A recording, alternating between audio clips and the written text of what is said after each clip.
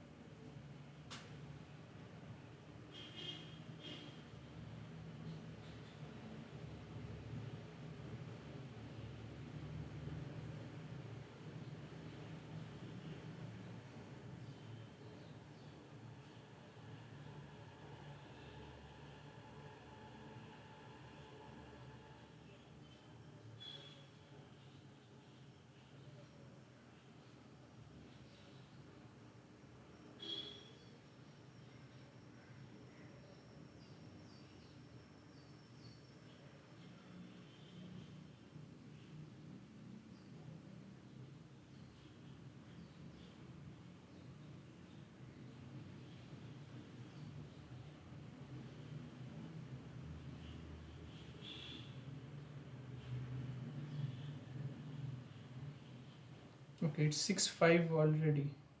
Let me start.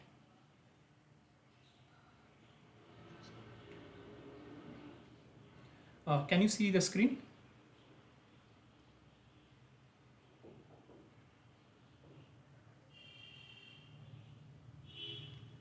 Hello? Okay, fine. So in the week 3, in totality, I have given some questions, particularly the numericals, based on the week 3 assignments, of course. And also I have put certain questions which is related to solving those week 4 assignments, because week 4 also contains many numericals. So whatever I will cover today, that will help you to solve the week 4 assignments. So it's 6:06. Let's start. When the people will join, I will admit them. So all will be the numerical questions today. And so the first question is related to that assignment only. Let me show the assignment. This is the question. The numerical value of there is a first question which is there. So I will solve it. Okay. So it has been said that the numerical value of the acceleration due to gravity at a height of 6,400 km from the Earth's surface is what? So it has been given that the radius of the Earth is 6,400 kilometers and acceleration due to gravity is known to us at the Earth's surface. Now, see, it is absolutely, if RE is the radius of the Earth, if RE is the radius of the Earth, then we need to find out the acceleration due to gravity, that is G star, at a height 2RE. This is what we require to find. Okay, so how to proceed? So for that, let us write what is the acceleration due to gravity. So the acceleration due to gravity is G m by r square. So any planet or any stars with mass m and radius r, we can write the acceleration due to gravity is g m by r square, where g is universal gravitational constant. We know this. Then let us apply. Then for g at some particular height, so suppose this is the Earth surface and this is your radius RE, suppose. So at some height, let us consider first, then what will be the acceleration here? Because if we consider that this m is equal to 1, then what will be the acceleration in this point? So this is what we need to find out. So G star is the acceleration due to gravity over this point. So G star will be equal to G m, because the mass of the Earth remains same. Okay. Let me switch off my video. Yes. Now this will be Gm upon this Re plus H whole square, because this is how it is defined. Now it has been given that this H should be actually equal to Re, because why? Because Re is nothing but 6,400 kilometers. So H is also same. So therefore G star will be equal to G into M, G into M divided by 2Re whole square. That is nothing but Gm 4Re square. And what is this? We know this is the acceleration due to gravity at the surface, that is G, whose value is 9.81 meter per second square, right? So this G star will be therefore equal to G by 4. So that comes out to be 9.81 divided by 4. And what the value comes out to be? If you calculate it out, it comes out to be about 2.45 meter per second square. So that will be the answer to this question. This one, 2.45 is the answer. Okay, the next question is, which of the following factors the viscous force depends on? Well, let's see. I have some space here or not? No, fine. Here, let me do it for the second question, or I have some space. Wait. Here. So other assignment questions, I have put some space here. So the second question, it has been said that the viscous force, we know that this viscous force is, or force per unit area, is proportional to the dV by dx, and there is a proportionality constant which is nothing but mu or eta, whatever you say, that is the coefficient of the dynamic viscosity. Therefore force is therefore proportional to the area of the layers, proportional to the change in velocity in the layers, and the distance between. So if you see the question again, it comes out to be, which of the following factors the viscous force depends on? It depends on the area of the layers of the fluid, that is true. Relative velocity of the layers of the fluid, that is also correct. And the distance between the layers of the fluid. So all the above are correct. So that is the answer. Fine. Okay. Which of the following is true about the viscous force? Well, it's not an apparent force, because apparent force will come when it's a particularly it's a non-inertial frame of reference or accelerating frame of reference, right? But we know that viscous force acts in both. So it is not an apparent force. It's not a non-inertial force as well, as I have already told. So it is a surface force. We know that body force and surface force, these are the two categories of the force. And body force is like the gravity. So surface force, it acts on the surface between the two, well, I would say junction of the two things. There this viscous force or frictional force acts. So this is, therefore it is a surface force. Fine. Okay, the next question, this fourth question, I have already put in the presentation. I will solve it. And here that problem was there that the mass is not given. I have also repeated the previous time that it is 5 into 10 to the power 5 kgs, but it's okay. Let's see. And next is, the hydrostatic equilibrium is a balance of pressure gradient force and gravitational force, because this you might know in this course that this Coriolis force and pressure gradient force, if they are balanced, then that balance is called the cyclostrophic balance. And then gravitational force and Coriolis force does not have balance.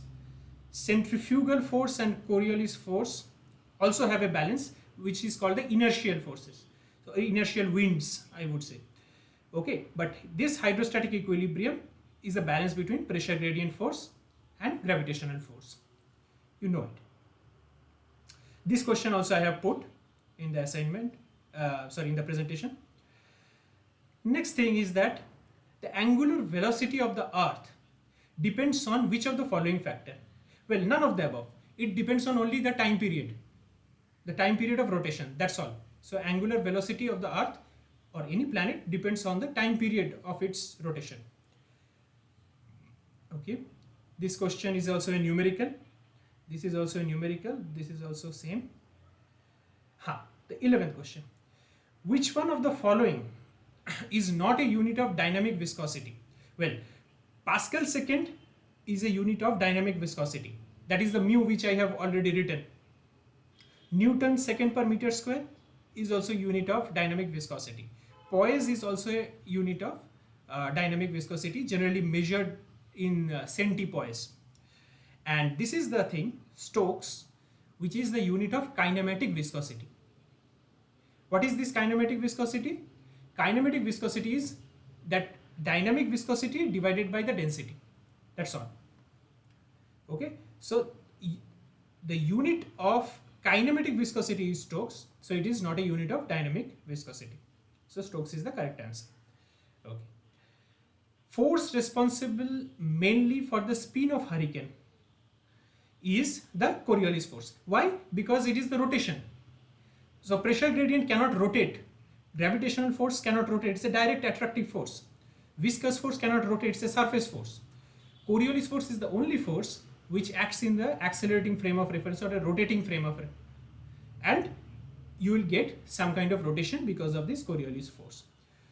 So all those questions from this assignment 3, which are mostly related to the theoretical or conceptual based questions, so that I have already solved. Now the numericals I will solve here.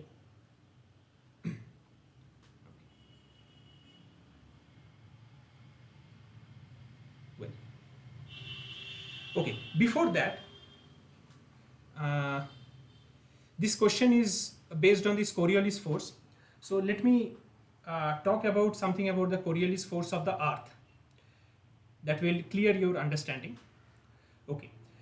So Coriolis force of the earth. See, first of all, what is Coriolis force? I have already defined in the previous problem solving session. So if there is a disk kind of thing, just if someone has come. Yes. So suppose there is a disk, okay, and this is rotating about this.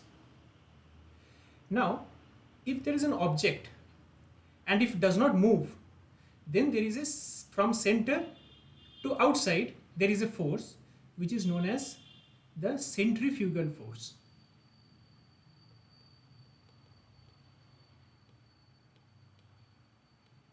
We know these things, okay. Now this mass, if it moves with some velocity, then what happens is that this mass will get another force that is known as the Coriolis force. That is, in an accelerating frame of reference, or you say a rotating frame of reference, if a body moves, if a body has some motion, then the force which acts on that body is the Coriolis force. Fine. Now, this Coriolis force is given as F Coriolis is minus 2 omega cross V. Fine. Now, omega for earth, this is only for earth I am doing. This omega is very different. Let's see. Okay. Now this is your earth. It is divided into northern hemisphere and the southern hemisphere. So this is northern hemisphere. This is southern hemisphere. Okay. Now, wait. Suppose, okay. So omega is this, right? Because about this axis, this earth is rotating. Fine. Now, suppose you have a mass or some air parcel at some latitude phi. Fine. So see, this is your omega vector. This omega is a vector. So omega can be transferred parallelly. So you can have this omega here. You can have your omega here. Now, see, this is your phi. Okay. Now you go here. This will be also your phi. Just this opposite angles. So if this is your phi, you make this y-axis and you make this z-axis. Now I think it is clear because already in the previous session I have discussed about which one is the positive z, positive y. These are already discussed. So this is k cap and this is positive j cap. Fine. So if this is phi, this is 90 and radius and tangent to that is also 90. So this will be 90 minus phi. This will be 90 minus phi. And these are also 90 degree. So this should be phi. Fine. This angle thing should be clear. Therefore, this omega can be written as some omega magnitude times cos phi j cap plus sin phi k cap. Okay. This omega magnitude, how to calculate this omega magnitude. What is this omega? This is angular velocity, right? So angular velocity, how to calculate? See, we already know that omega is nothing but 2 pi by t. What is the time period? It does not depend on radius, it does not anything. Only time period of rotation. So this is 2 pi, and we already know that Earth rotates in 24 hours. So it will be 24 into each hour represents 3600 seconds. Right? Now if you do it, it will come out to be about 7.29 into 10 to the power minus 5 radians per second. So this is the value of omega only for Earth. Remember, whenever you want to calculate the Coriolis force, this omega, you should remember, you should use this value 7.29 into 10 to the power minus 5. Fine. So this angle thing should be clear. Okay. So omega is equal to this. We can write it like this, where this omega is your magnitude thing and whose value is this. Okay. Now, just exactly in the southern hemisphere, see, this is I have done in the northern hemisphere. This is for the northern hemisphere. But exactly in the southern hemisphere, you just replace phi with minus phi. Why? Because this latitude is positive. Anti-clockwise, whenever you go, your latitude is always positive. But you go clockwise, your latitude is taken as negative. It's a kind of a convention. So phi, take it minus phi. Okay. So now omega will be therefore omega cos phi j cap, because cos of minus phi is cos phi, plus sine of minus phi k cap, right? So omega will be equal to the magnitude omega cos phi j cap, sine of minus phi is minus sine phi k cap, right? So therefore what we can see is that southern hemisphere omega is like this and northern hemisphere omega is like this. So therefore we can commonly say that omega can be written as omega cos phi j cap plus minus sine phi k cap. Now you have to put phi, whether it is southern hemisphere, northern hemisphere, you have to put phi positive. Phi should be here positive. And for southern hemisphere, negative sign will come in between, and for northern hemisphere, positive sign will come in between, right? So this is how the omega is calculated. Okay. Now next thing is that how to, now we have to get the expression of the Coriolis force for the earth. So if Coriolis, as I have defined, is minus 2 omega cross v, right? Now v for the earth is u I cap plus v j cap plus w k cap. Now what is this u? U is the zonal velocity. I am again repeating it because I have already discussed it. So it is the zonal velocity or the west to east velocity. This is the west to east velocity. Okay. Now v is the meridional velocity.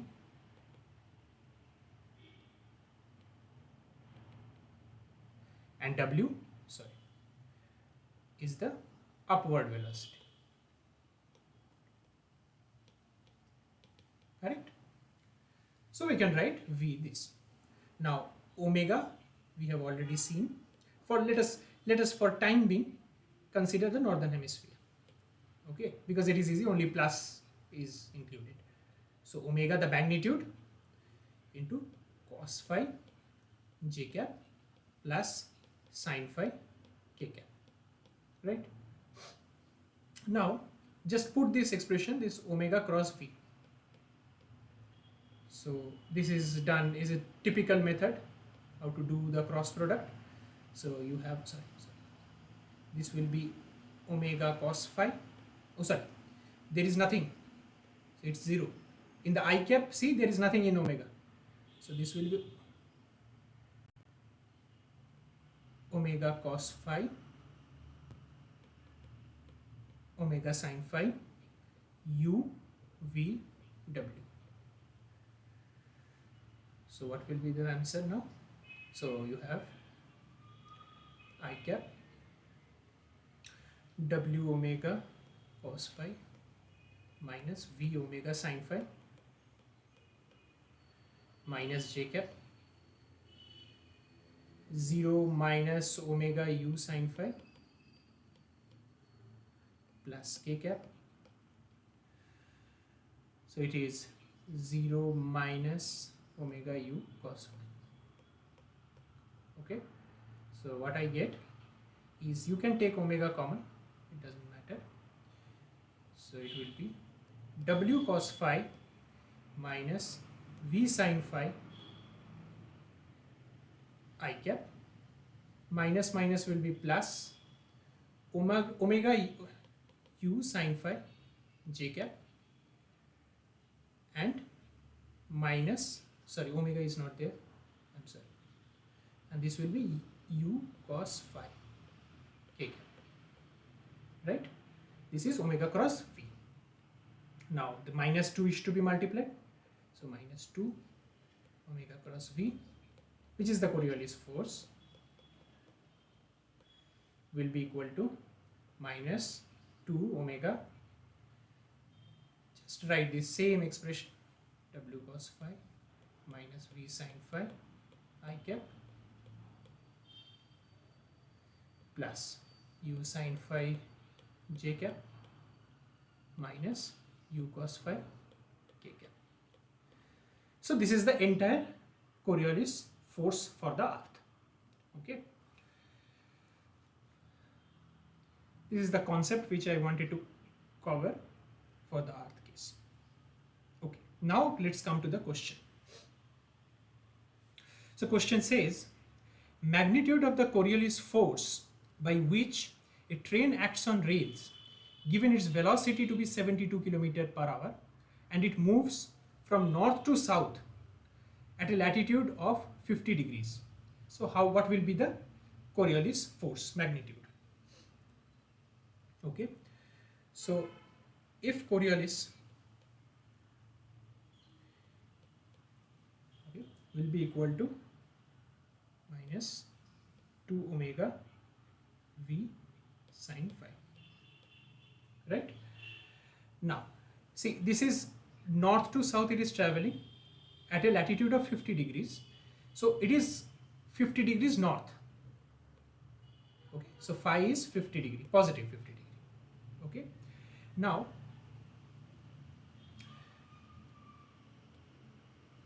omega already we know how much it is. I have already told you, that is 7.29 into 10 to the power minus 5 radians per second. Done. So phi and omega is done. Now this v, check the sign. So it is going from north to south. So north to south, if it goes, we know that this is north, this is south, and we take north to be positive j cap and south to be minus j cap. So it is moving in the negative direction. Therefore v should be negative. So I am taking that consideration that v should be negative.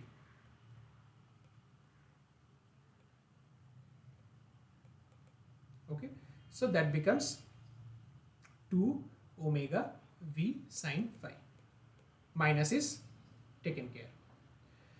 Now I will put the velocity as it is. No need to give the sign. Fine. So 2 into 7.29 into 10 to the power minus 5 into v. So what is the v? Now 72 km/h. You have to convert it into meter per second because we need in SI units. So what will happen? So 72,000, oh sorry, 1000 divided by 3600. That comes out to be, I think, 20 meter per second.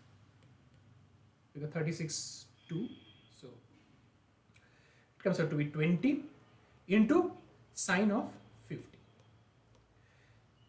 Wait, this is actually the Coriolis acceleration.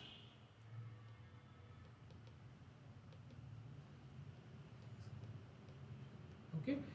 Now, what is Coriolis force then?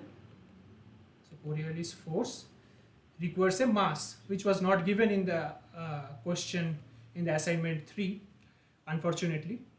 So that will be equal to mass into F core, which is nothing but the Coriolis acceleration. So this will be 5 into 10 to the power 5 into 2 into 7.29 into 10 to the power minus 5 into 20 and into sine 50. So how much it will be? If you calculate, let me calculate it. Just wait a minute. Yeah, this entire thing will come out to be, so let us write again, 5 into 10 to the power 5 into 2.289 into 10 to the power minus 3. And if you solve again, this comes out to be 1144 newtons. Very close, you will find an answer. Okay, so 1144 Newton is the answer. Okay. Fine.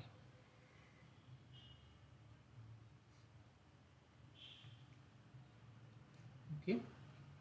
Now, next question is somewhat different. This is not an assignment question. This is a question from Halton, a book in atmospheric science. So this is also related to the Coriolis force thing. So it's good to do it. It has been said that if a baseball player throws a ball a horizontal distance of 100 meter at 30 degrees latitude in 4 seconds. So see, it is given that it is in 30 degrees latitude, and let us for a time being consider that it is phi is 30 degrees north.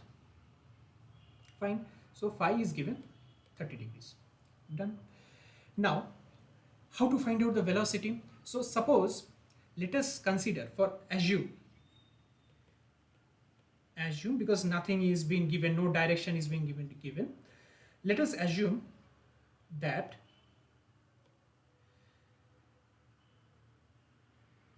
ball is thrown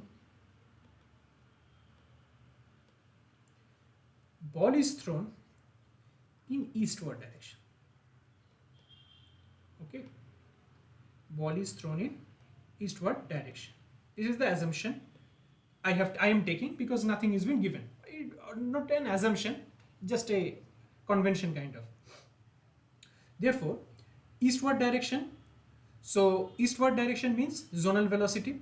So I will calculate the zonal velocity as, so it has gone up to 100 meter in 4 seconds. So how much will be the velocity? Just 100 meter divided by 4 seconds. So that will be about 25 meter per second. Clear now? So this u is the zonal velocity because I have assumed that the ball is thrown in the eastward direction. You can also take the ball to be in the y direction, that is the north-south direction. You will get the answer accordingly. Fine. This is the u velocity, not wind velocity, but this is the ball's velocity. Fine. Now, so if let me give you another thing, that if any wind or any body in the northern hemisphere, if any body is in motion,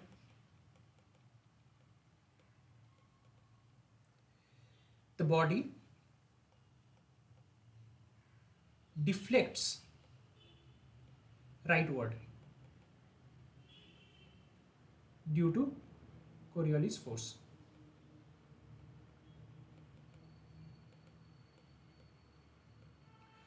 Fine. So if u is known, your acceleration will come in the y direction.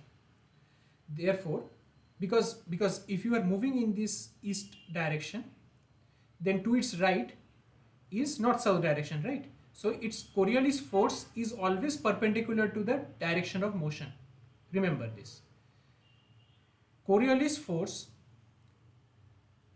the Coriolis force will always act in the direction perpendicular to the motion of any object. So the Coriolis force will be in this direction. Okay. Therefore, I will write the acceleration dv dt.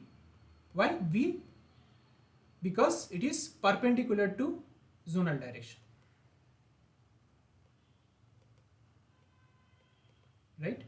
So dv dt will be equal to F Coriolis. See, this is all our acceleration. I am not talking about force. F core is the acceleration. Let me write it. This is acceleration. Now, so in the zonal direction,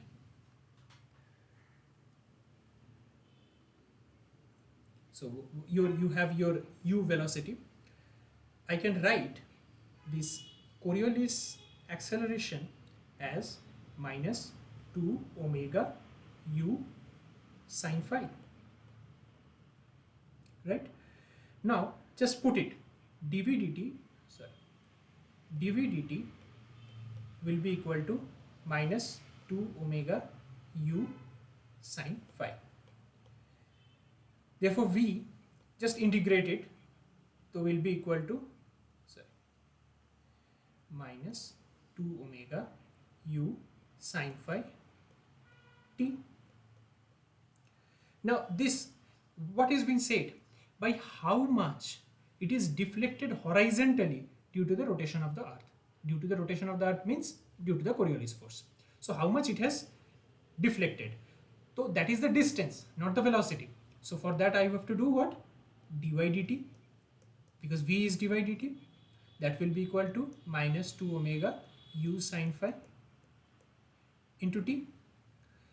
Now y will be equal to minus 2 omega sine phi t dt, or you can take it dy, it's fine. So minus 2 omega sine phi, if you integrate from 0 to t maybe, so that will be t square by 2. So 2 will be chopped out, so it will be minus omega sine phi t square.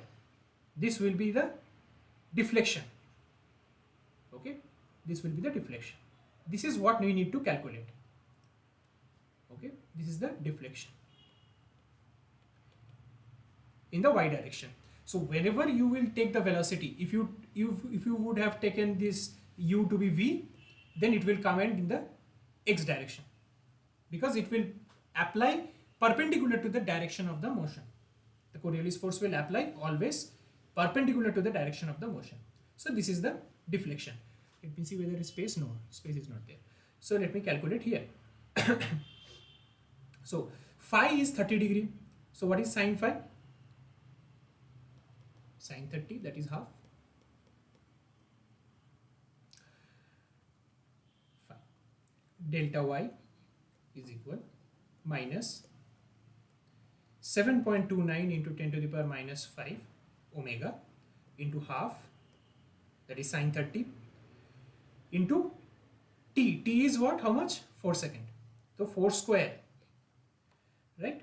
Now if you calculate it out, it comes out to be minus 1.46 centimeter. It will come out to be 0.00146. So it will be this. Now why this negative sign? This negative sign is because, as I have already told you, it is moving in the positive. See, I have taken positive eastward direction, and I have already told you that if any body is in motion, the body deflects rightward due to the Coriolis force in the northern hemisphere. I have assumed here is the northern hemisphere. I have taken that the velocity of that baseball is in the eastward direction. So deflect it to the right. Then in which direction it is moving? South. And towards south it is minus j cap. That's why that y is coming out to be negative. This negative sign represents southward direction. Okay.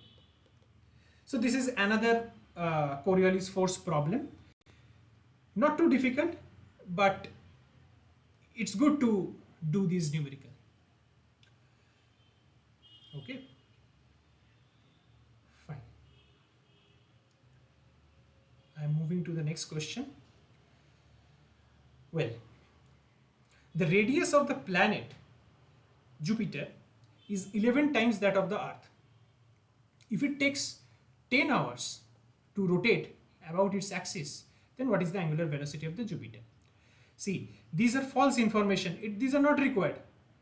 We don't require this information. Why? Because we know that angular velocity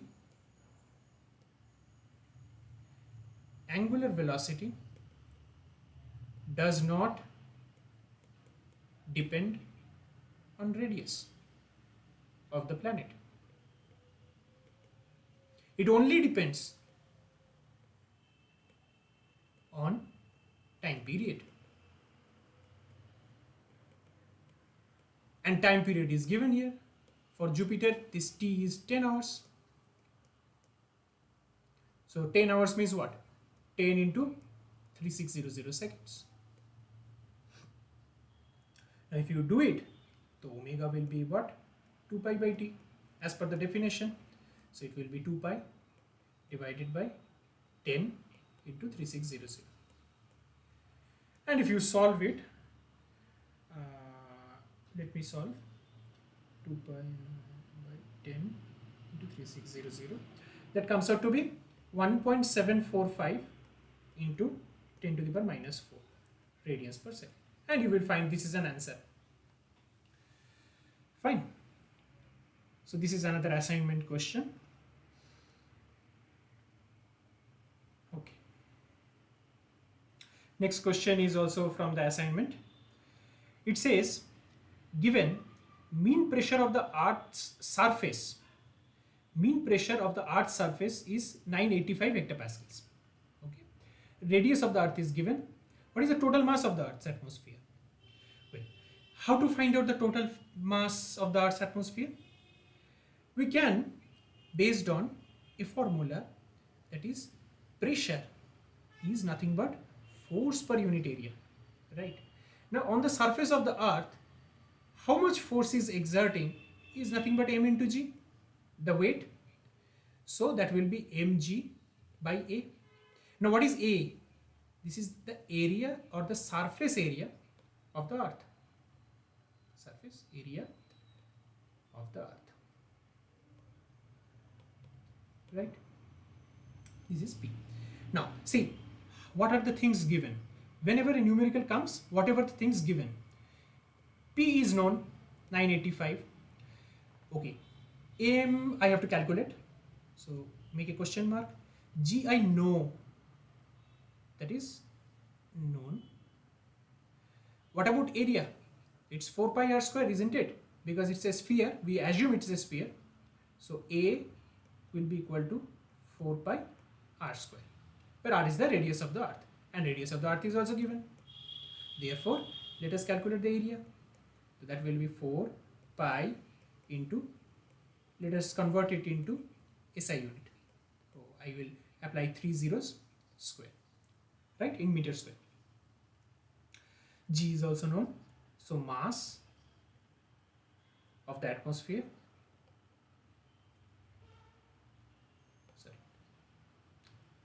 M is equal to mass of the atmosphere, and that comes out to be pressure into area divided by G. What is pressure? 985, make it in pascals. So we already know that 1 hectopascals is 100 pascals. So 98500 pascals into this area, 4 pi 6400000 whole square divided by 9.81. So how much it comes? It will come out to be 5.168 into 10 to the power 18 kg. So this is the answer. You will find out, I think, 5.17 or 5.18, whatever is there. Okay, this is another question, and you probably have easily solved it because we have tried this question in the previous lecture also. Not this question, but it's kind of similar. So assuming that an exponential pressure and density dependence on Earth's atmosphere, consider a scale height of 7.5 kilometers.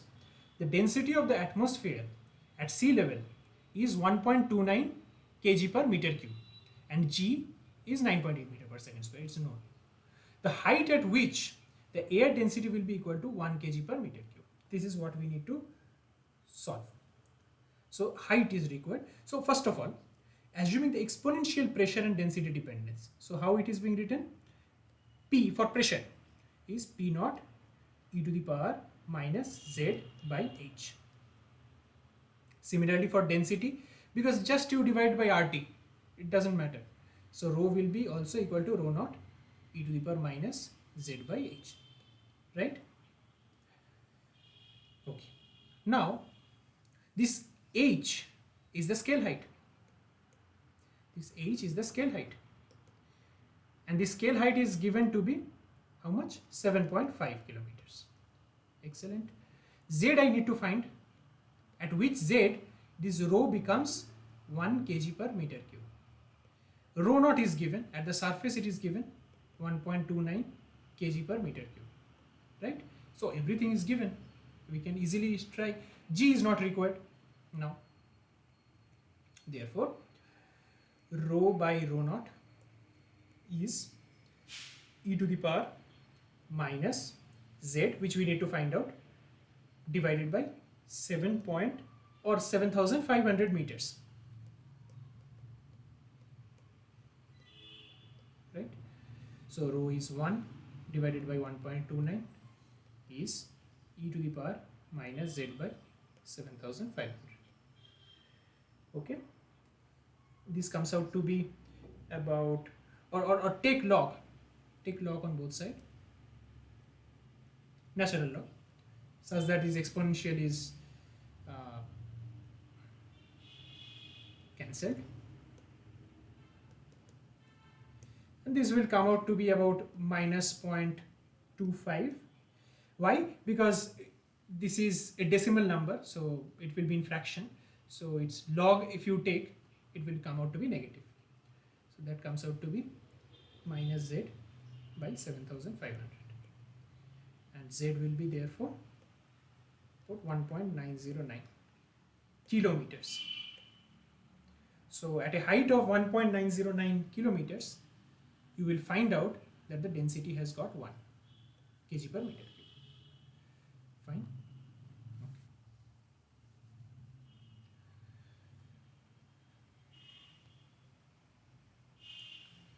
Okay. The next question is, this is also assignment question, week 3. The cruising altitudes of subsonic and supersonic aircraft are 12 kilometer and 20 kilometer. So one is a subsonic aircraft and there is a supersonic aircraft, which is venturing at 12 kilometer and 20 kilometer respectively. So what is the relative difference in the air density, rho, between the two altitudes? So again, we will use the same formulation, that is your exponential dependence of density. So its rho is equal to rho naught e to the power minus Z by H. Okay. Now here, although it's not mentioned, but I will take H to be 7.5 kilometers, which was mentioned in the earlier question. So H is equal to 7,500 meters. Let us keep it. Okay. Now, what else we need require? Nothing. I think by this we can easily solve it. So let us consider Z1 to be 20 kilometers and let us consider Z2 to be 12 kilometers. Okay, so row 1 is corresponding to 20 kilometers, row 2 is corresponding to 12 kilometers. Fine. So row 1 will be equal to some rho naught e to the power minus z1 by h. Row 2 will be equal to rho naught e to the power minus z2 by h. Just divide it. Rho 1 by rho 2 will be equal to this, rho naught will be cancelled. So my e to the power minus z1 minus z2 divided by h. Okay, so this comes out to be e to the power minus 20 minus 12, all in kilometers, so I don't need this, I can use this, so by 7.5 kilometers. And if you solve it, e to the power minus 8 by 7.5, I think you will get about 0.34.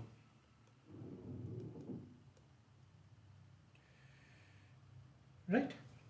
So what you will get is rho 1 is equal to 0.34 rho 2, or rho 2 will be equal to 1 by 0.34 rho 1.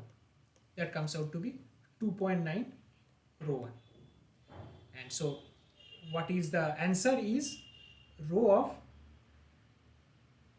12 is equal to 2.9 rho of 20. That is what the answer is. Fine.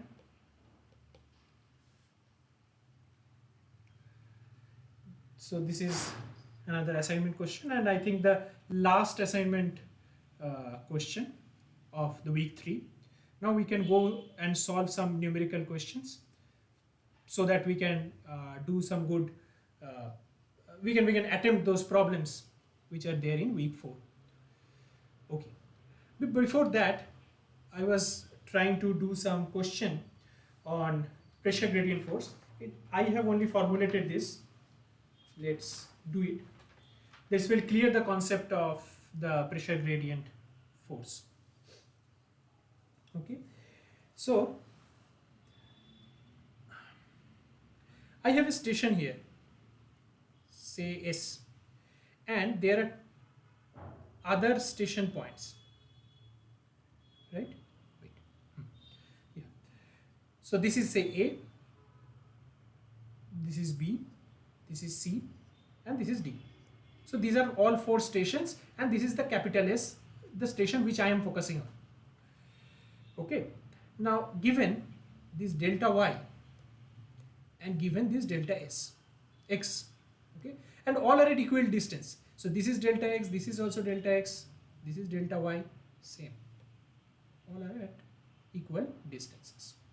So delta x is given to be 110,000 meters or 110 kilometers, and delta y is given to be 111 kilometers, or I am just writing in meters. Okay, these are all given, and all the stations pressure is also given.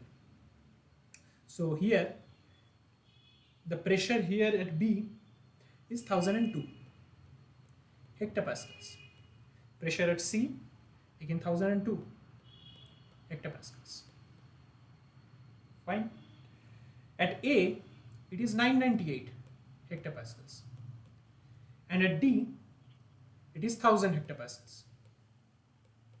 Okay, so all these stations the pressures are given. At S we need to calculate what is the pressure gradient acceleration, because I am not giving the mass. So what is the pressure gradient acceleration? So pressure gradient acceleration, if you remember the formula, that comes out to be minus 1 by rho delta p delta x I cap plus delta p delta y j cap in whole bracket. So minus 1 by rho is outside, and take the rho to be 1 kg per meter cube. So no requirement of rho, just it's 1. Fine. So how to solve it? See, these things are solved generally by numerical techniques. This is a different approach, but it's quite similar.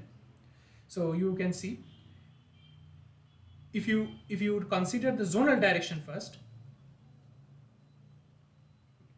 let me consider the zonal direction first. So zonal, that is D to C. So what is happening? Delta P delta X is PC minus PD divided by 2 delta X, right? This is delta X, this is delta X, so by 2 delta X. So difference in the pressure in these two regions divided by 2 delta X. You have seen numerical methods, so I am not explaining much in this, just a numerical, you just see it. Next is meridional direction. So meridional, it will be what? Delta P delta Y, delta P delta Y is PA minus PB divided by 2 delta Y. Just remember that take the positive minus negative. Positive Y is A and negative Y is B. So always try like this. Fine. So if you do in this way, you will get delta P delta X. Let me write it properly. So it will be 1002 minus 1000 divided by 2 into 110,000, and that comes out to be about 9.09 into 10 to the power minus 6 meter per second square, because it's just because rho is 1 first of all. So this is the answer. But remember, this is delta P delta X, but what we want is minus 1 by rho. So minus is already there, so be careful about that. Rho is 1, so it is there. Again, so minus 1 by rho, delta P delta Y is minus, again what? So it is 998 minus 1002 divided by 2 into 111,000, and that comes out to be plus, because there is a negative, negative makes it positive, into 10 to the power minus 5 meter per second square. So as you can see this difference is much high.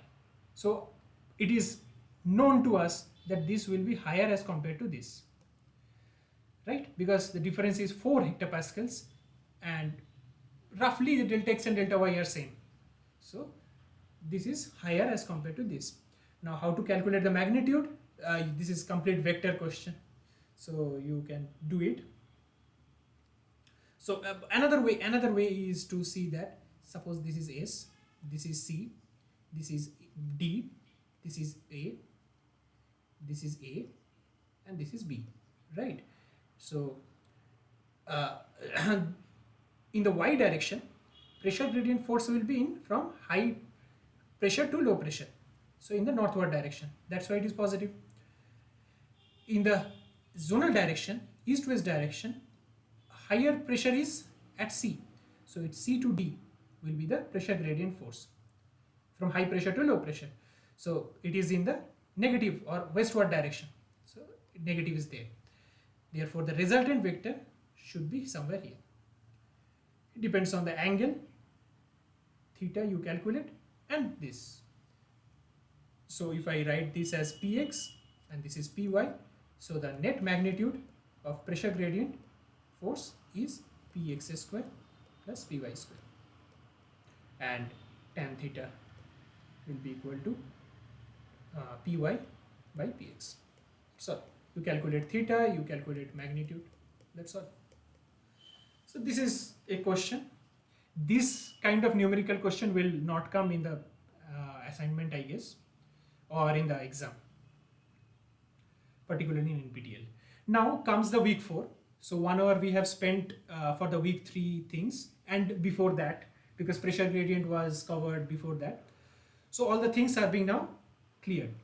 Now we will solve certain questions which will help you to do some questions from the assignment at 4.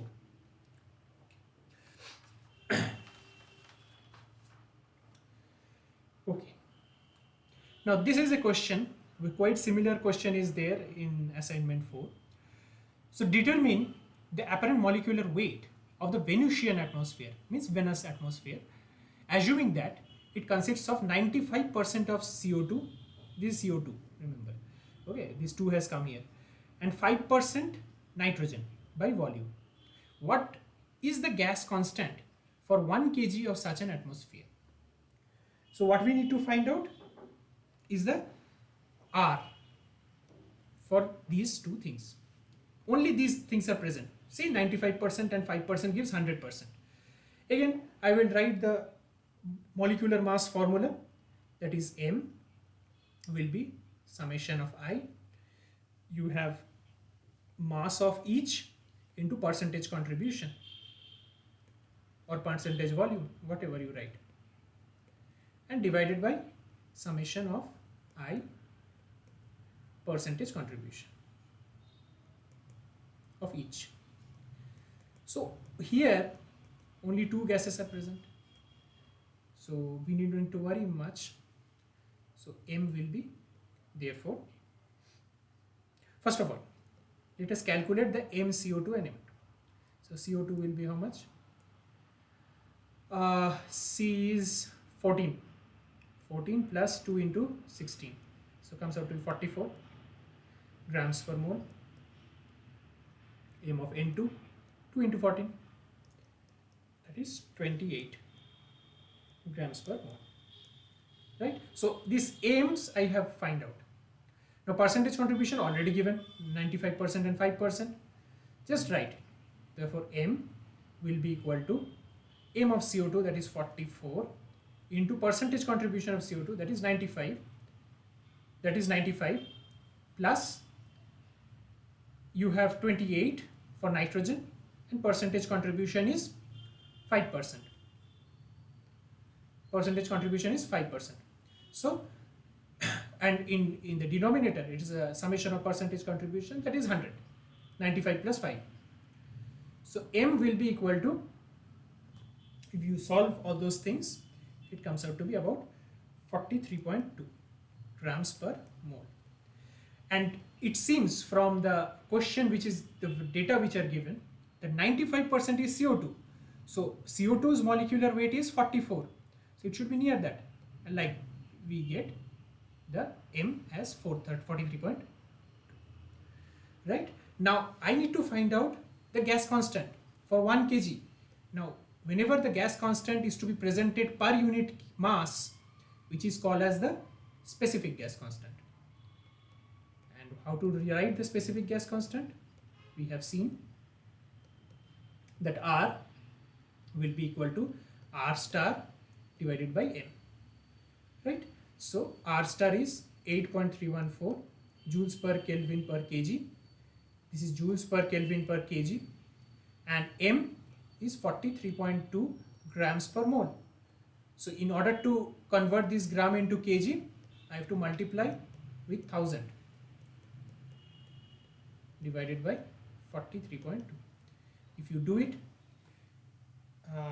let me do it, it will come out to be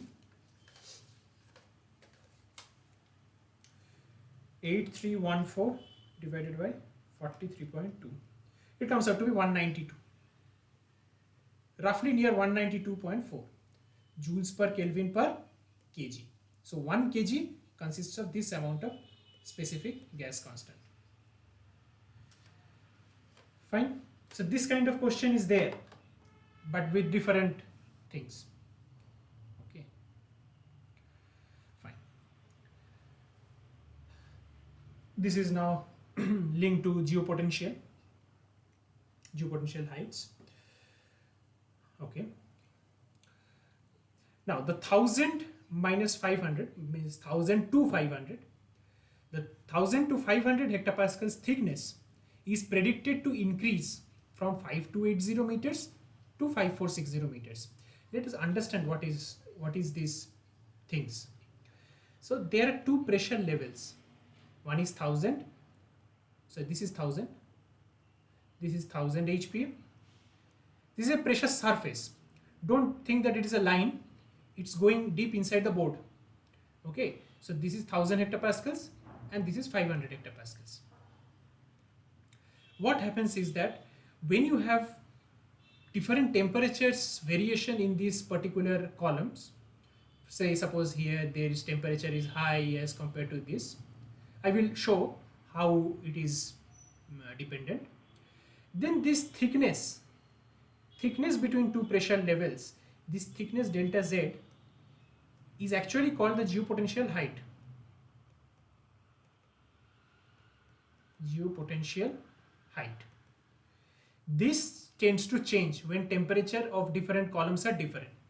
Okay, so remember this thing now, that the distance or the height or the thickness between two pressure levels is nothing but the geopotential height. This geopotential height is first is 5280, now it has changed to this. Something has happened in between this, in this region, such that from 5280 it has converted to 5460. So if you remember the formula for geopotential height, or you can, if you try, you can derive it. So it's absolutely, it's like, oh sorry, just a minute. So delta Z is equal R T bar by G, that is the scale height, log of P1 by P2. This is the thing. And you can do it like from this formula has come from this P is equal to P naught e to the power minus Z by H. Okay, so you take it this as P2, let this be P1 e to the power minus Z by H. You can write it because this is a reference. Okay, and then that will be Z2 minus Z1 kind of. Okay, so that will be delta Z. This will be delta Z. Fine. So this will be delta Z because P2 and P1 we have taken. So now what I do is that P2 by P1 you write, that will be e to the power minus delta Z by H. Now log P2 by P1 will be equal to minus delta Z by H.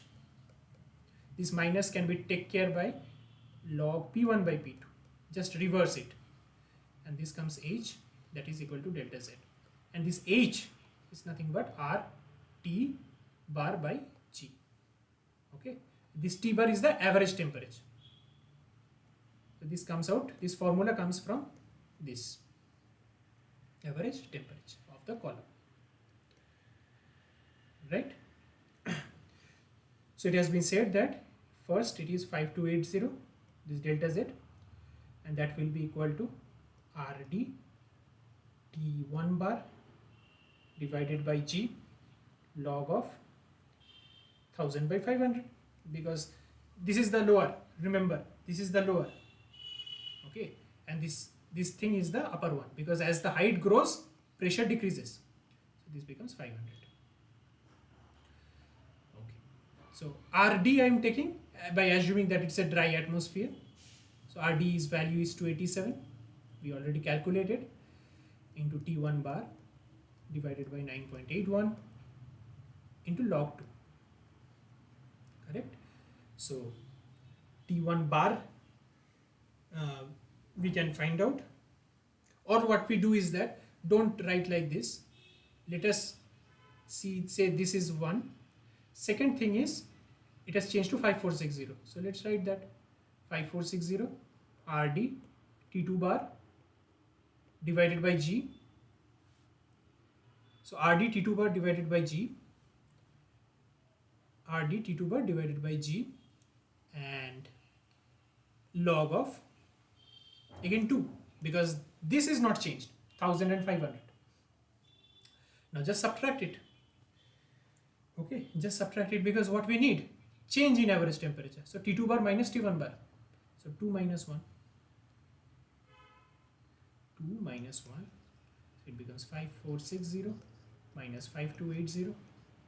That will come out to be RD by G log 2 into delta T. That is T2 bar minus T1 bar. Correct? So 5460 minus 5280 is about 180. Right? Yes. Okay. And multiply by 9.81 divided by 287 and log 2 0.6993. So that comes out to be delta T bar, and this value comes out to 8.8 degrees Celsius. Because change in temperature, you can write it in Kelvin. That is not a big deal. Fine. This is a question, and this kind of question may come in the assignment 4. Okay. Next thing is the mass of the moist air. This is an important concept which I want to cover, which will tell us about the virtual temperature. And after that also some questions are there related to this. Okay. So mass of moist air, as I have already told, that atmosphere consists of dry air and vapor.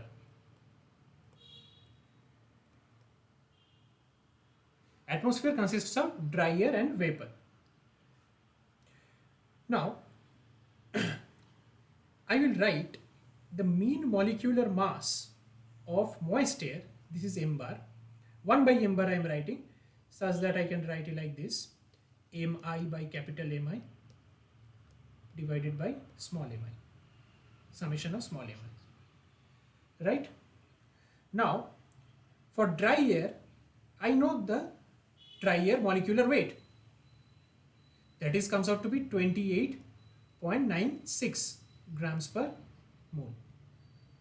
And for vapor, it's nothing but the water vapor, 18 grams per mole. So these are known. So we have dry air and vapor. So just calculate it. 1 by m bar will be equal to md by capital MD plus mv by capital MV. What is this small m? Small mv, small md are given masses. Okay, divided by small md plus small mv. That's all. Because I only are two, dry air and vapor. And these two constitutes to form the moist air molecular weight. So I will take out the md by capital MD. So what I get? 1 plus mv by md into capital MD by capital MV, right? Divided by, let us take md common, so 1 plus small mv by small md, right? Now md can be chopped out. Now see, this mv by md is called the mixing ratio. Is called the mixing ratio. Mixing ratio is defined as mass of the vapor to that of the mass of dry air. So it is generally denoted as grams of vapor in 1000 grams or 1 kg of dry air. Okay, it is defined as grams of vapor in 1000 grams of dry air or 1 kg of dry air. So this is denoted by R, mixing ratio. And this MD by MV, what is that? See, MV by MD if you do, that is equal to 18 by 28.96. This comes out to be 0.622. It's a constant and we denote it by epsilon. I have told you in the first class. So it will be 1 by MD as it is, 1 plus R by epsilon, the mixing ratio divided by the constant, and 1 plus R. This is your 1 by m bar. So what is m bar? M bar will be md 1 plus R divided by 1 plus R by epsilon. That's all. This is the molecular mass of moist air. So it depends on R, the mixing ratio. How much vapor is present in 1 kg of dry air. So it depends. This is the molecular mass of moist air.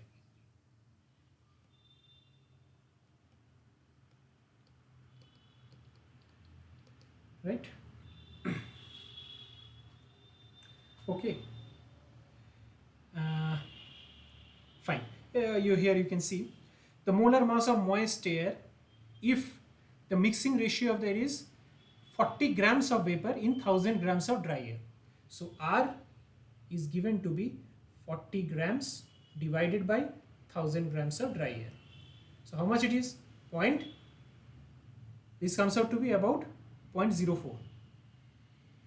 0.040 is the unit. So the grams per grams is cancelled. So this is the R. So what will be the molecular weight?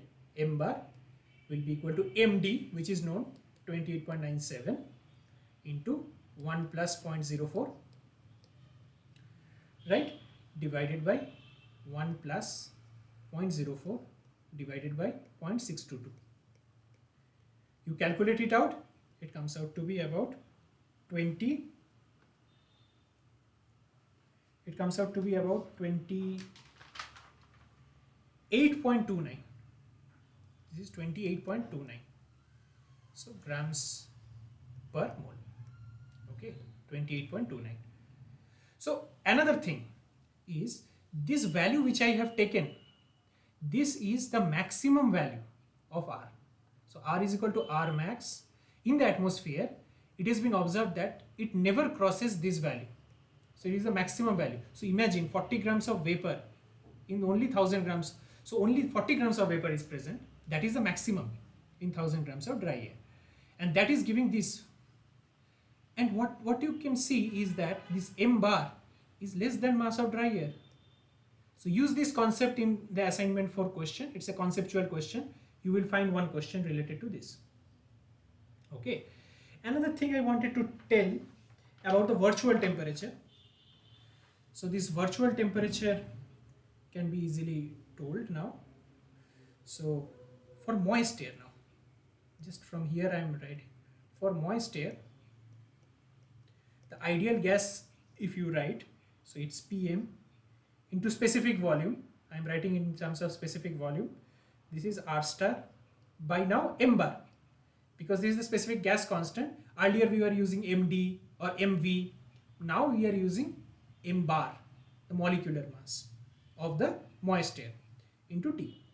Let it be like this. Okay. Now what I will do is that this is fine. Just write the expression. This will be MD, because you have already seen, that 1 by M bar is this 1 by MD, 1 by this. Okay, so this will be 1 by R plus R by epsilon divided by 1 plus R into T. Now this is PM into alpha M for the moist air. Now you can write it in two ways, 1 and 2. First is PM into alpha M. I can write this entire thing as Rm into T. This is the specific gas constant for moist air, right? Because it is nothing but R star by M bar for moist air. And T is normal temperature. Another thing we can write is PM alpha M is equal R star, leave it as it is. Let us write MD also, that is for the dry air, the specific gas constant. Whatever the other thing is there, that is T star. This T star is actually the virtual temperature. Okay, so this T star is actually T1 plus R by epsilon divided by 1 plus R. And this is known, this is RD, well known. So some small concepts about moist air. Okay, this is a good question. Means it will require some time to do, and it's a nice question to try. Okay, so before that before this question, I want to give some insight about the geopotential height, how it is related with temperature, and I've given some blank space, and I think this is the last question. Two more questions are there, so we can solve it. We have 40 minutes or 30 minutes is fine. Okay, now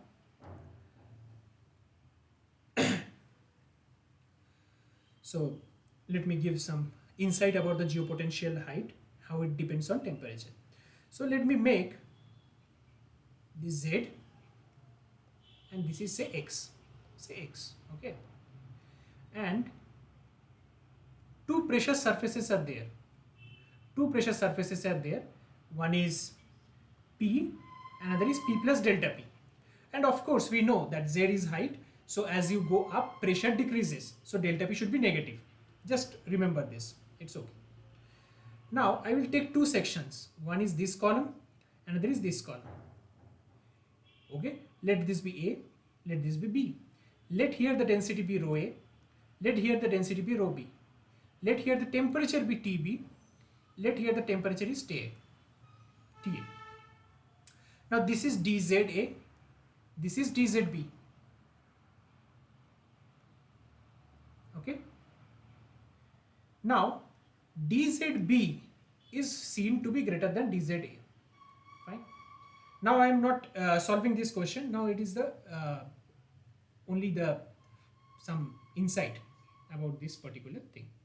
So we know this, and by hydrostatic approximation, so hydrostatic equation or approximation, whatever you say, for A we get the change in pressure, that is delta P. At A you see the pressure difference is same, delta P is equal to minus rho A G dZA. At B again the pressure difference is same, delta P, same pressure difference but density is different, and dZP, right? So what we can do, we equate this because delta P are same, so we get minus rho A G dZA will be equal to minus rho B G dZP, correct?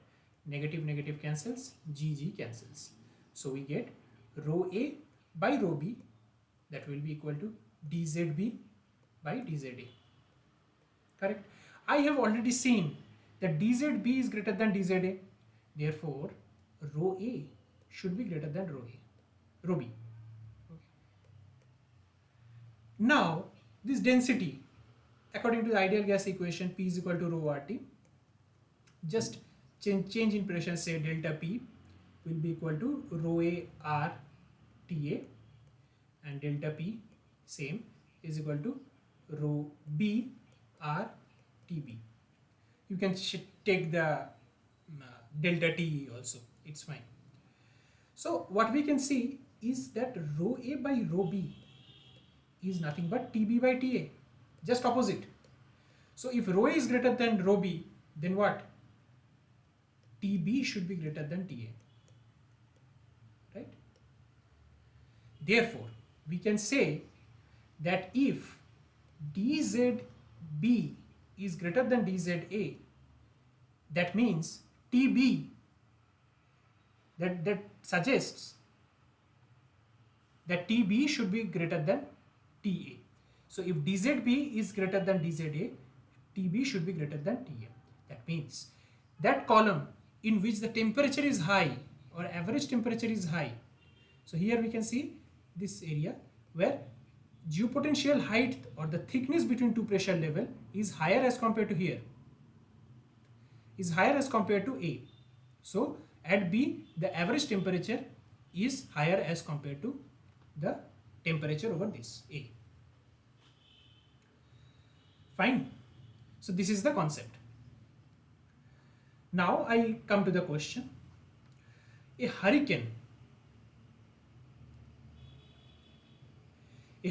with central pressure of 940 hectopascals is surrounded by a region. So what is a hurricane? So this is some cloudy things, hurricane is nothing but cyclone.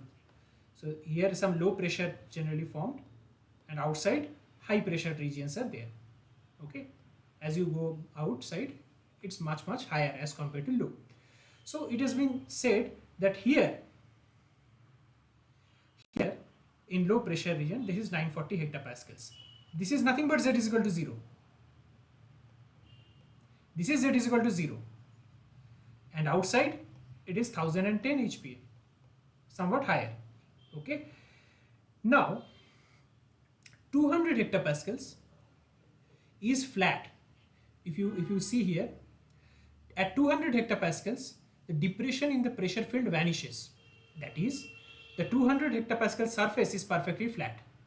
So this is flat. Okay. So this is the surface, that is z is equal to 0, and this is some z. Fine. And its pressure is 200 HPA. That is pressure surface. Right. Therefore, we can say that here at the region of low pressure, in this column, delta z is same as outside. Delta z is same, but you can see the pressure surfaces are different. Now just imagine this is 940, right? Here 1010.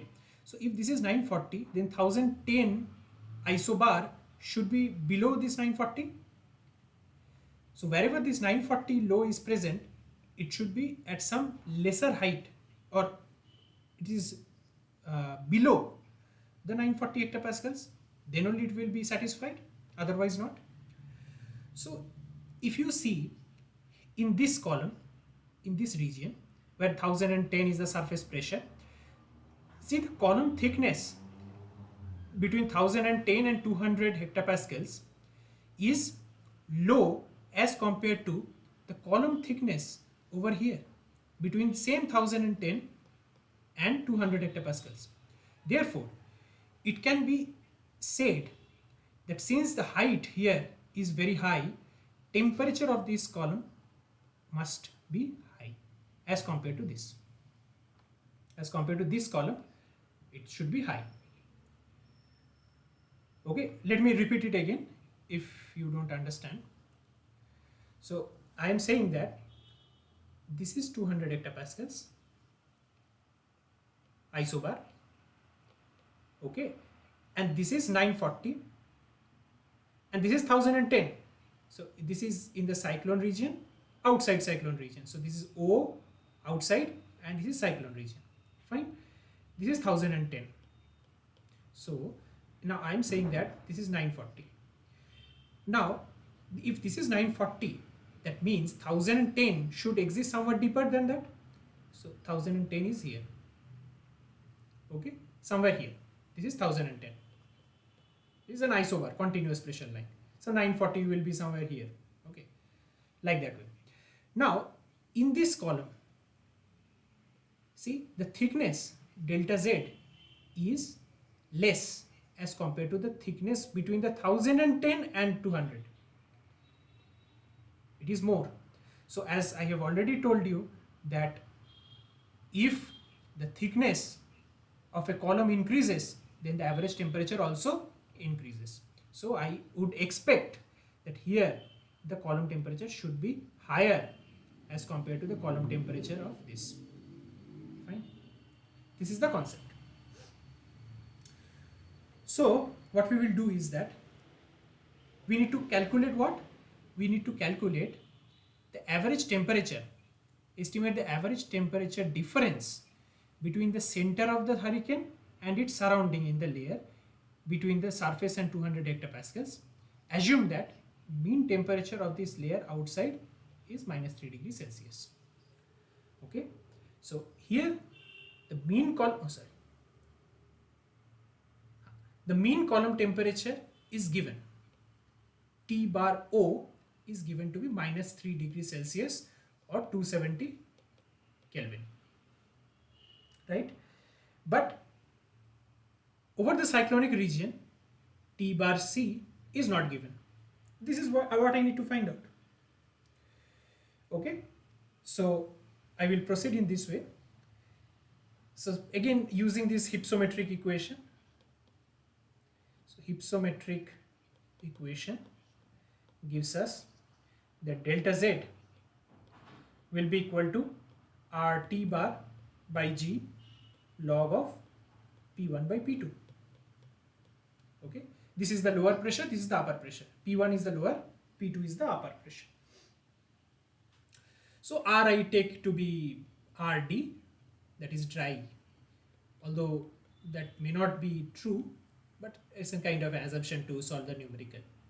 So delta Z, I'm again writing, that will be equal to,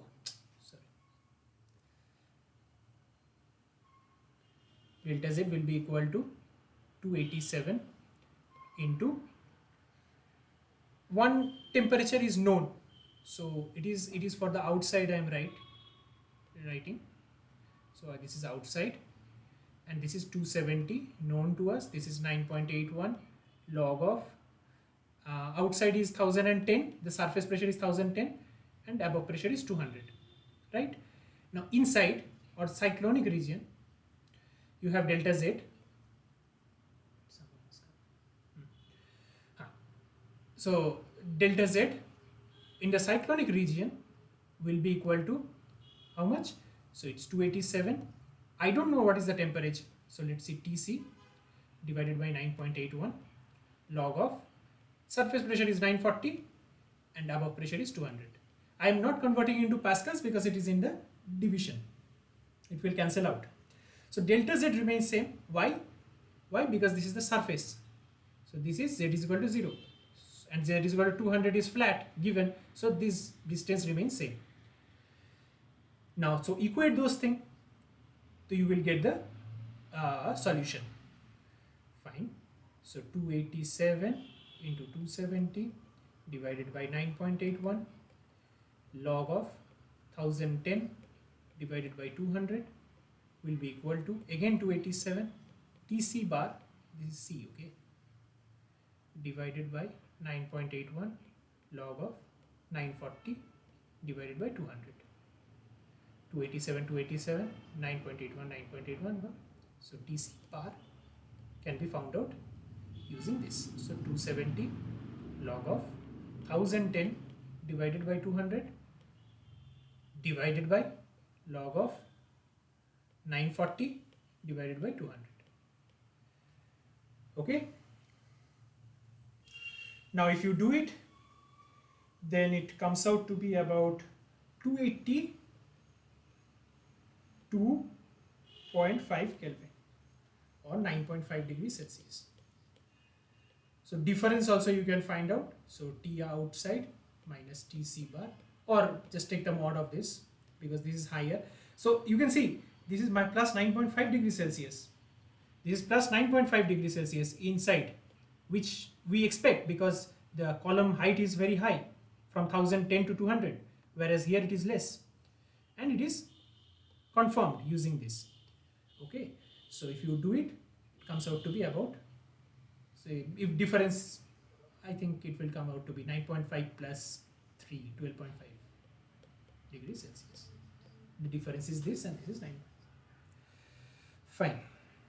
This is a big question, but it's a very conceptual question about the geopotential height. And some simple questions, some 2 questions are left now. And I will also give some insight on one of the questions which someone has asked in the previous class, but that is also an assignment question. So I cannot solve that. I can give some insight. Okay.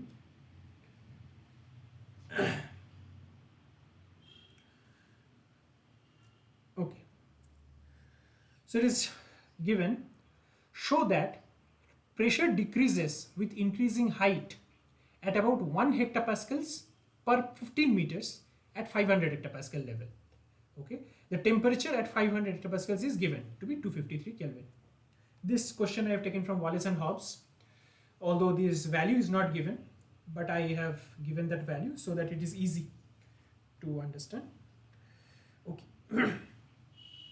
So here, see, pressure decreasing with height.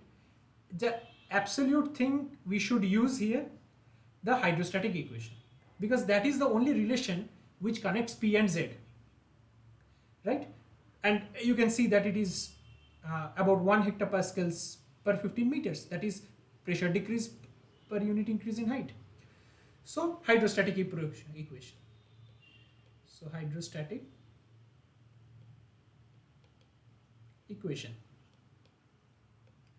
So use hydrostatic equation. So what is that? dP is equal to minus rho g dz, right? dP is the change in pressure, rho is the density, g gravity, and dz is the geopotential height. Okay. Now let me do one thing. dP dz, let us write like this, and this rho can be written as P by RT with the minus sign and g. Fine. What I require to find is this. So dP dz is required to find. Okay. Now P is given that at 500 hectopascal level. It is given that 500 hectopascal level. So P is this. Okay. R I will take as a dry atmosphere. So R will be equal to RD, which is already calculated. We have already calculated this. This joules per Kelvin per kg. Right. T I have already given, that T is 253 Kelvin. Done. So dP dz is nothing now. So it's minus 500. Since this is in hectopascals, I will not convert into pascals. So it will be fine to keep it hectopascals, divided by 287 into temperature is how much? 253 Kelvin into 9.81. Someone can mute. Okay, fine. It's, thank you. So it's done. Now just simple calculations, and if you do it, it comes out to be minus 0.0675 hectopascals per meter. Wait, this is per meter, this amount of hectopascal decrease, but what is being given to us to show in 15 meters. So unitary method, 1 meter decrement is minus 0.0675 HPA, hectopascal decrement. Decrement can be seen because of the negative sign. Okay, so 15 meters, just multiply it, 15 into minus 0.0675 HPA, and if you do it, it comes out to be about minus 1.013 hectopascals. So it is proved that in 15 meters, it's roughly 1.013 hectopascals decrement. Good and crisp question on hydrostatic approximation. Okay. Now the last question, I think so. Yes. Okay. So it has been said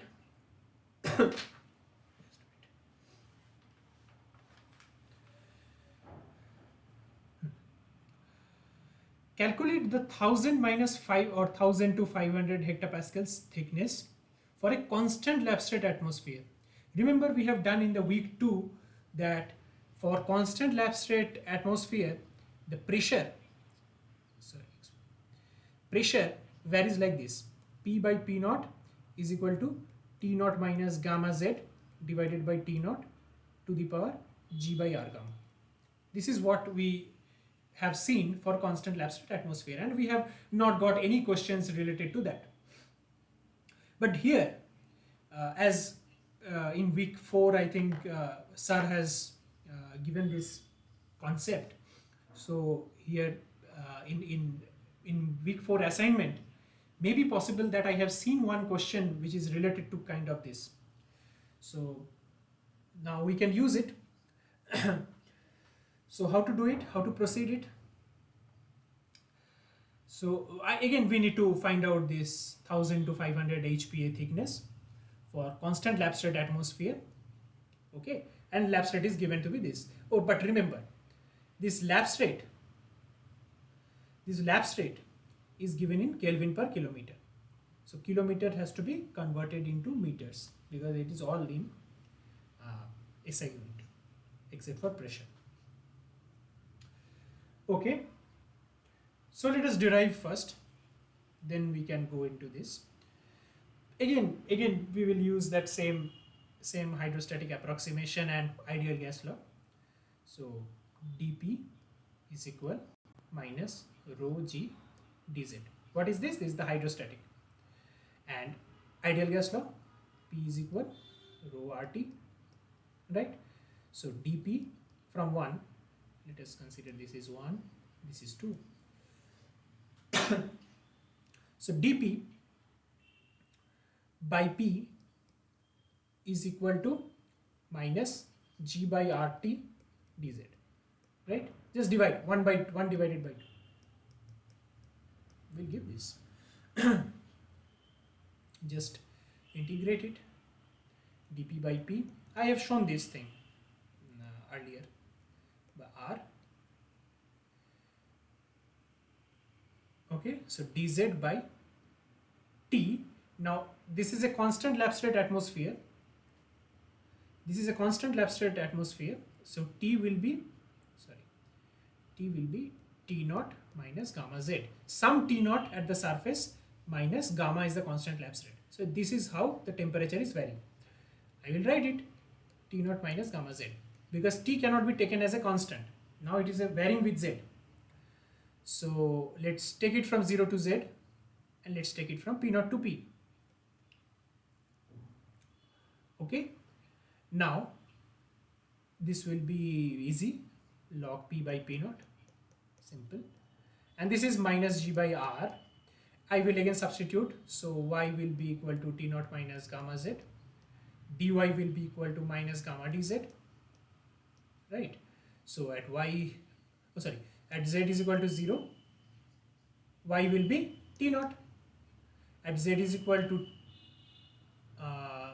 what z? So y will be equal to T naught minus gamma z, simple. So it will be T naught to T naught minus gamma z dz. Oh, sorry, dz can be written as dy by minus gamma y, because T naught minus gamma z is y. So minus minus can be chopped out. This will be G by R gamma, and you have log of y from T naught to T naught minus gamma z. That can be written as T naught minus gamma z log y, just I am putting the limits, T naught to the power G by R gamma log of P by P naught. Okay. Now, if I change the reference, say P naught is say some other P, let us consider that as P1. Okay. If P naught is changed to P1, earlier it was surface, so Z is equal to 0, but now it is some Z1. Therefore, here it will be delta Z. Instead of Z, we will write delta Z. Okay. But since earlier case, this was also delta Z, but Z initial limit is 0. So therefore, we are writing it as Z.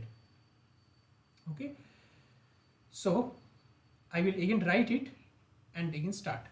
So log of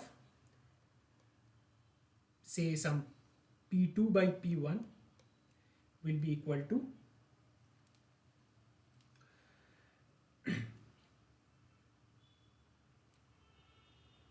so it will be T naught minus gamma delta Z divided by T naught G by R gamma, right?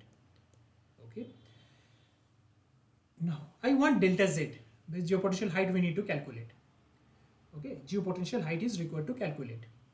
So what I do is that this G by R gamma, I come in this side, so log of P2 by P1. Oh, just a minute. There is a log here. Can you mute it? Okay. So log of P2 by P1, I think I have... Yes, sir. Okay. Huh. Okay, fine. Thank you. So, yeah, there is a log.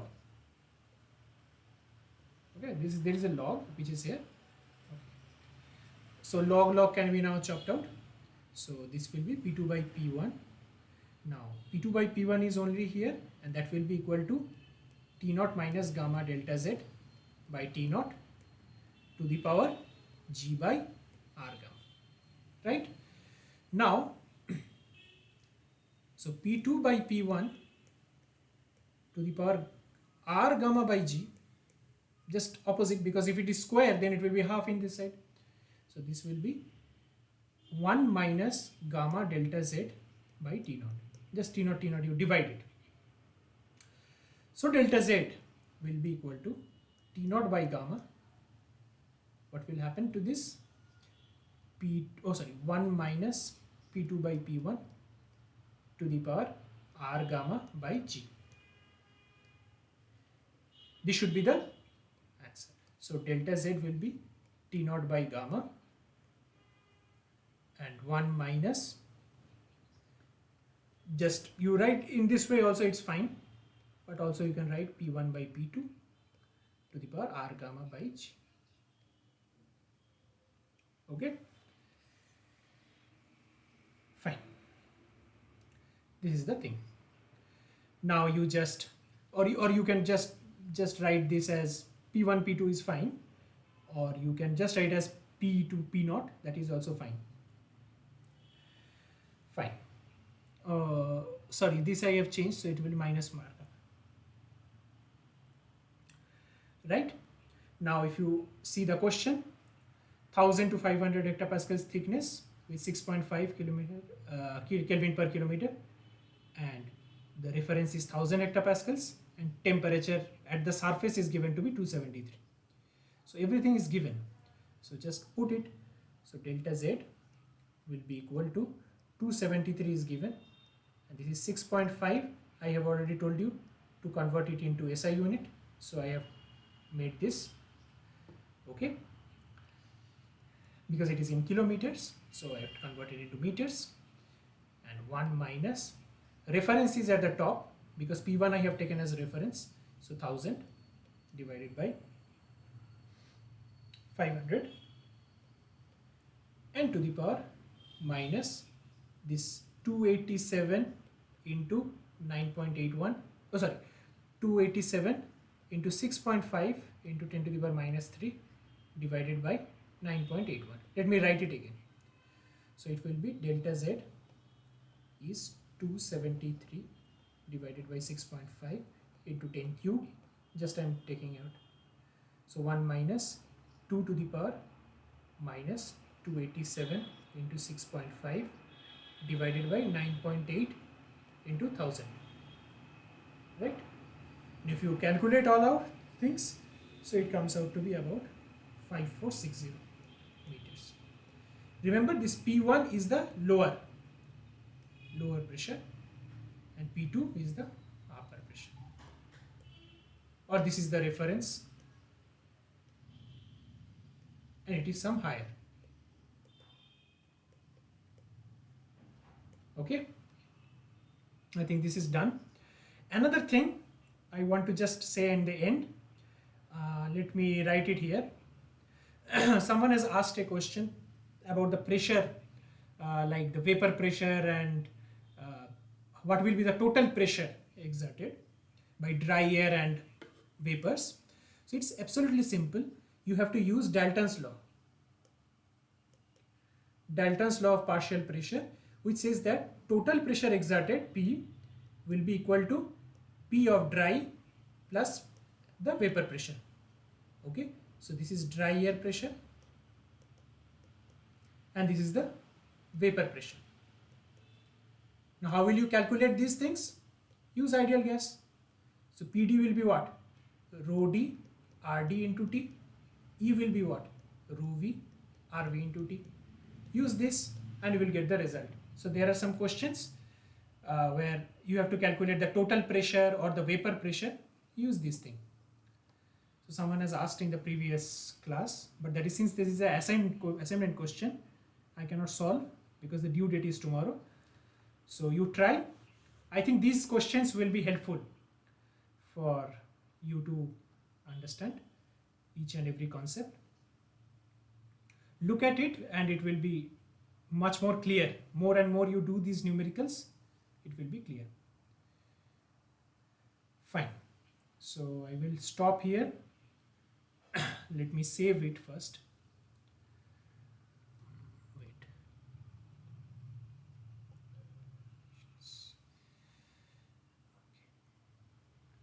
Yes, it is saved. Now,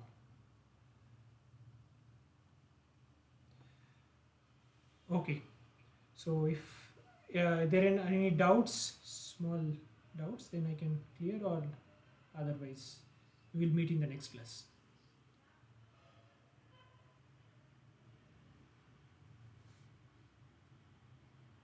Any doubts? No, sir. Okay, Okay. okay. Fine, fine. Okay, good night, everyone. Thank you, sir. Bye, bye. Thank you, sir. Bye, bye. All the best.